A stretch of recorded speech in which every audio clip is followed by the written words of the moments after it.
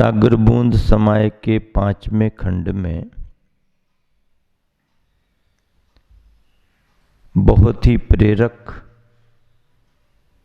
और धार्मिक बिंदु आप सबके बीच रखे जा रहे हैं। अध्यात्म की भी बातें हैं, व्यवहारिकता की भी बातें हैं, न्याय नीतियों की भी बातें हैं। ये सभी बिंदु सामान्य जन के लिए उसके जन जीवन में बहुत जरूरी हैं। यहाँ पर बोध वाक्य आ रहा है,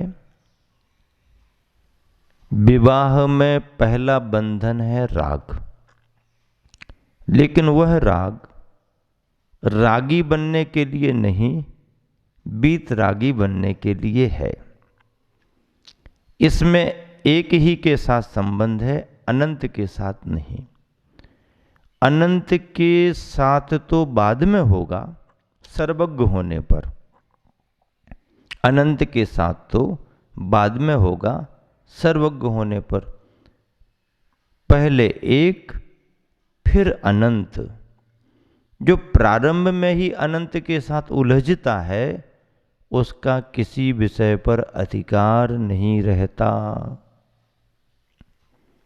अगला बोध वाक्य है, एक दूसरे के पूरक होकर प्रेम के साथ खाई गई रूखी रोटी भी व्यक्ति को पहलवान बना देती है, किंतु ईर्षा के साथ मावा मिष्टान खाने पर भी अस्पताल जाने की जरूरत होती है। क्या बात है, कितनी बढ़िया बात कही। एक दूसरे के पूरक होकर, यानी सहयोगी होकर। पूरक का मतलब क्या? सहयोगी होकर। प्रेम के साथ खाई गई रूखी सूखी रोटी भी, जो भी जैसा है सामान्य है, जिस समय मिल गया, वह भी एक दूसरे के पूरक भावों के साथ, सहयोगी भावों के साथ खाई गई रूखी सूखी रोटी भी व्यक्ति को क्या बना देती है? तंदुरुस्त बना देती है, स्वस्थ बनाती है। किंतु ईर्षा के साथ, ईर्षा भाव के साथ मावा मिष्ठान, अच्छे अच्छे भोजन भी करो तो उनके खाने पर भी तंदुरुस्त नहीं होगा, स्वस्थ नहीं होगा। उसे तो अस्पताल जाने की आवश्यकता होती है। अस्पताल काहे के लिए जाएगा अस्पताल? निश्चिंत होके भोजन करो, प्रसन्न होके भोजन करो, तो वो भोजन शरीर में लगेगा भी। अब चिंता में भोजन करो, ये भोजन नहीं करना पड़ता तो अच्छा है, हमारा तो उपवास करने का मन है, अब क्या करें तो ऐसे भाव कर कर के भोजन करो तो वो भोजन भी शरीर में नहीं लगता। उपवास करना तो उपवास कर लो, भोजन करना तो भोजन कर लो। हाँ महाराज, यही तो हम कहना चाहते हैं, हमें तो उपवास ही उपवास करना। कितने उपवास करोगे? ज्यादा उपवास कैसे करोगे? नहीं, हमसे तो जमता है। तो जमता तो है, दिन 2 दिन जमेगा, 4 दिन जमेगा, उसके बाद फिर जमता नहीं है। शरीर को यदि नहीं संभाला, ध्यान से सुनो, शरीर को यदि नहीं संभाला तो साधना में सफलता नहीं मिलती है। शरीर को सजाने की बात नहीं करे, पर शरीर को संभाल के रखना पड़ता है। काया राखे धर्म है। तब त्याग होना चाहिए, लेकिन तब त्याग समय, स्थान और परिस्थिति के अनुसार होते हैं। अकेले हो, मन माफिक, अपने भावों से कुछ भी कर लो। जब परिवार के साथ हैं, सदस्यों के साथ हैं, समुदाय में हैं, तो कई बार उन सबको देख करके काम करना पड़ता है। उनको देख करके काम करना भी बहुत बड़ा धर्म है। हाँ, उपवास करना भी धर्म है और तटस्थ भाव से, निष्प्रह भाव से भोजन कर लेना भी उपवास जैसा है। उपवास नहीं है, उपवास जैसा है। फिर यदि शरीर से ज्यादा उपवास नहीं होते हैं तो फिर काय को करते? भोजन करो, आहार करो और तत्वार सूत्र का पाठ करो। तत्वार सूत्र का पाठ करो। फलम स्याद उपवासस्य उमा स्वामी मुनीश्वरम। उमा स्वामी महाराज ने कहा है तत्वार सूत्र का पाठ करो, उपवास का फल मिलेगा। तो पक्के में धर्मेश तो यही नियम लेगा कि तत्वार सूत्र का पाठ करो, उपवास हो गया अपना। क्यों धर्मेश? अपना यही नियम रहेगा, तत्वार सूत्र का पाठ कर लिया, हमारा उपवास हो गया। लेकिन ये मानने वाली नहीं, ये तो कहेंगे हम तो वही वाला उपवास करेंगे जिसमें बिल्कुल भी खाना पीना नहीं। अनुकूलता है तो वैसा भी सही है, और ज्यादा करने की अनुकूलता नहीं है तो समभाव, समता भाव रख करके भोजन कर लेना भी उपवास के बराबर है। आपने चौका लगाया, आहार हो गया, बाकी लोगों का भी आहार हो गया। और यदि किसी को विलंब हो गया और वह चौके के शुद्ध भोजन में सम्मिलित नहीं हो पाया, और यदि घर पर जो भी सामान रखा है उसको समता भाव से ग्रहण कर लिया, तो भी उसका वो हाँ एकासन के बराबर हो गया भाई। अनेसन हो गया, जो मिला, जो समय पर आया, बढ़िया है। तो गृहस्थ यदि ऐसा करके भी समता भाव का परिचय दे दे तो है बड़ा त्याग भले भी ना करे, उस छोटे से त्याग में भी, उस समता भाव में भी वह अपनी कर्म की निर्जरा समता भाव से कर लेता है। और यदि कोई एक आसन भी करे, उपवास भी करे और आकुलता व्याकुलता करे, तो फिर उसकी आकुलता व्याकुलता से उसको उतना फल नहीं मिलता है। इसका मतलब मैं ये भी नहीं कहना चाह रहा हूं कि कोई करे नहीं, करे, करना चाहिए, क्षमता है तो करो, लेकिन कभी अनुकूलता ना हो, समय और परिस्थिति को देख करके तो नहीं करना भी, और समता भाव से जो है सब ठीक है, इसमें प्रसन्न रहना भी बहुत बड़ा धर्म माना गया है।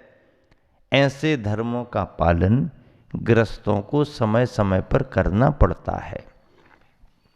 कितना बढ़िया तो लिखा गुरुवर ने, एक दूसरे के पूरक होकर प्रेम के साथ खाई गई रूखी सूखी रोटी भी व्यक्ति को तंदुरुस्त बना देती है, स्वस्थ बना देती है।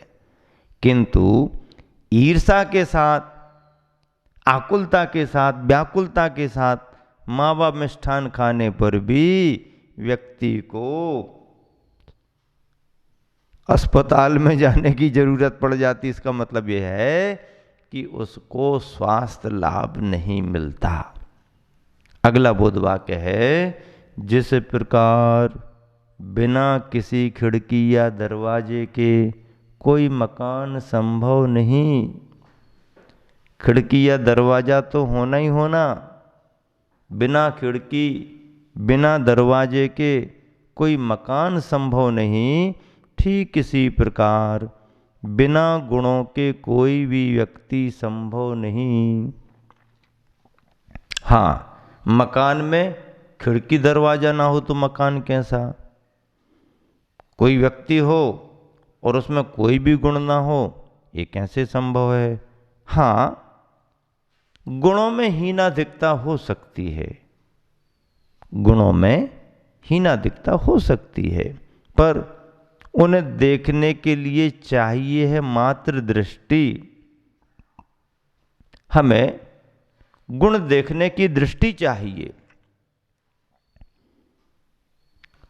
ऐसा कोई व्यक्ति नहीं जिसमें किसी भी तरह की कोई विशेषता ना हो, अच्छाई ना हो।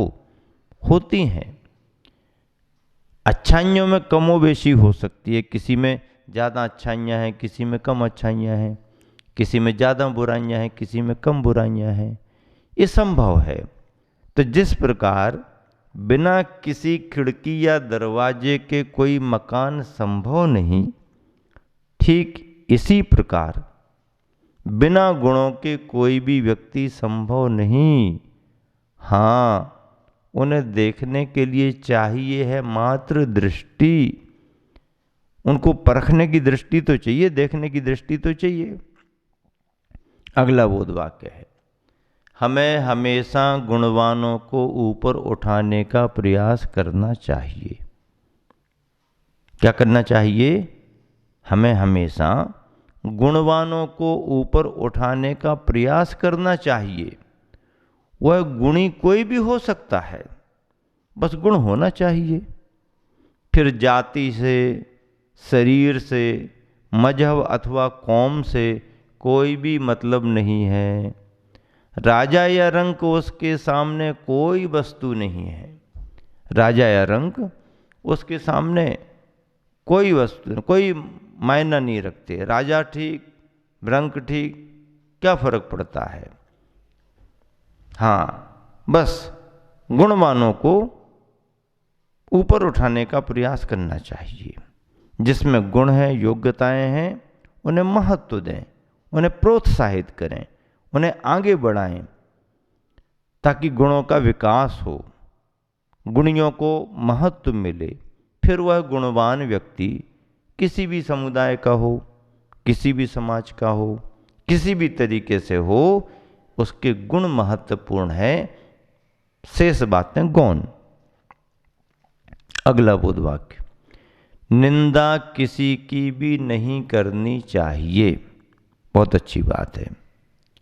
निंदा किसी की भी नहीं करनी चाहिए, यहां तक कि विपरीत वृत्ति वाले की भी नहीं। निंदा किसी की भी नहीं करनी चाहिए, यहां तक कि विपरीत वृत्ति वाले की भी नहीं।